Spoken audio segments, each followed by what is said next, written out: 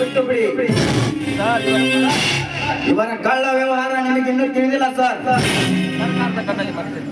ಸರ್ಕಾರದ ಕಣ್ಣಿಗೆ ಮಣ್ಣೆರಚಿ ನಮ್ಮ ಗುಂಡಾಗಿನ ಮುಂದುವರಿಸಿ ಅವರ ರಕ್ತ ಕುಡಿದು ಕೆಟ್ಟತನದಿ ನ್ಯಾಯ ದೇವತೆ ತಲೆ ಮೇಲೆ ಇಟ್ಟು ಮೆರಿತಾ ಇದ್ದಾರೆ ಈ ಟಕಾಯಿತರು.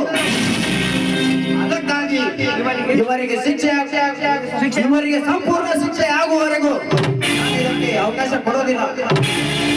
ನಾನು ಹೇಳ್ತಾ ಇದ್ದೀನಿ, ನಿಮ್ಮ ತಂದೆಗೆ ವಿರೋಧಾಗದೆ ಅವರನ್ನು ಬಿಟ್ಟು ಬಿಡಿ.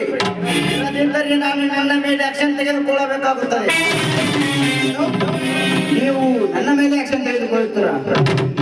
ಏನು ಮಾತನಾಡ್ತಾ ಇದ್ದೀರಾ ಸರ್? ನೀವು ನಿಷ್ಠಾವಂತ ಮೇಲಾಧಿಕಾರಿಗಳಾದ ನೀವು ಇಂಥ ತಲೆ ಹಿಡಿದರಿಗೆ ತಲೆ ಬಾಗುವುದೇ? ಹಿಂದೊಮ್ಮೆ ನಾನು ಇಂಥ ಕೇಸುಗಳನ್ನು ಹಿಡಿದಾಗ ನನ್ನ ಬೆನ್ನು ತಟ್ಟಿ ಚಪ್ಪಾಳೆ ಮಾಡಿಸಿ ಹೆಸರನ್ನು ಕೊಂಡಾಡಿದ ನೀವು ಇಂದು ನನಗೆ ಈ ತರನಾಗಿ ಹೇಳ್ತಾ ಇದ್ದೀರಾ? ನೋಡಿ ಸರ್, ನನ್ನ ಪ್ರಾಣ ಹೋದರೂ ನನಗೆ ಚಿಂತೆ ಇಲ್ಲ. ಈ ವಿಷಯದಲ್ಲಿ ನಾನು ಯಾರಿಗೂ ಕೂಡ ಮಾತನಾಡಲಿಕ್ಕೆ ಅವಕಾಶ ಕೊಡೋದಿಲ್ಲ.